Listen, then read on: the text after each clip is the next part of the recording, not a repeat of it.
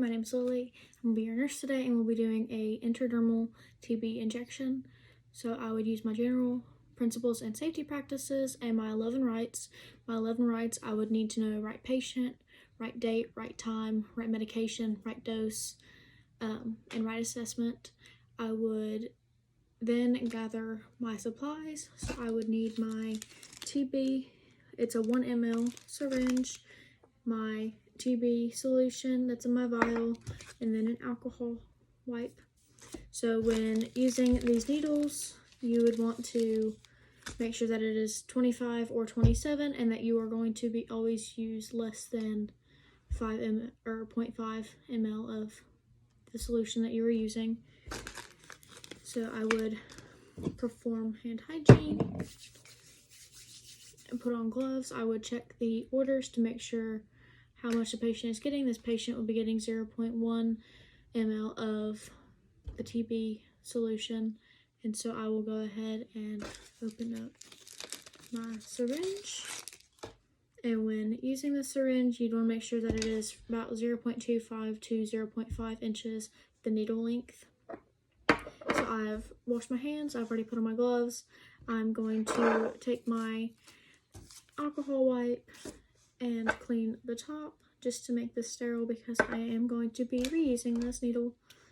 I would then pull up 0.1 of air. I would inject it into the vial, and then I would flip the vial upside down. When getting the liquid out of the vial to inject it, you would want to make sure you're not getting any air out of it, you're only getting the liquid. I would pull up about 0.12 just to make sure that I have a little bit of extra. That way I can get rid of the air bubbles and to make sure that I have the right dose. And since I'm going to be using this, I would use the scoop method to put the cap back on. So we have checked it. It is 0.1. I would recheck the TB vial, make sure that it is still in date. It is. It's 2031, so it is okay to use. I would then go into my patient's room. I would use 2 patient identifiers, name, date of birth, ask if they have any allergies. They don't, so I then could recheck the order. I would check the vial again. They are getting TB. It is in date, and they are getting 0.1 of the TB injection. So when giving this injection, I would use the OK method I would first take my alcohol swab and I would swab the area to make it nice and clean. And then I would use my OK method to open the needle. I would want to put this at a 5-degree angle and want to put it about 1/8 of an inch into the skin. So just into the dermis, but just below the epidermis. And so I would inject that, and you're not going to want to use a band-aid because you do want that bubble to be there.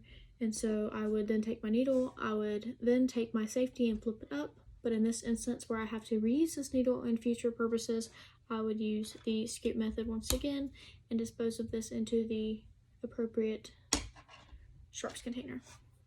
And so then I would report all of my important documentation into the patient file, how many cc's I got, so 0.1 of the TB solution, the TB solution's name, and then what time they got it and where they got it. So in this case, it'd be in their forearm.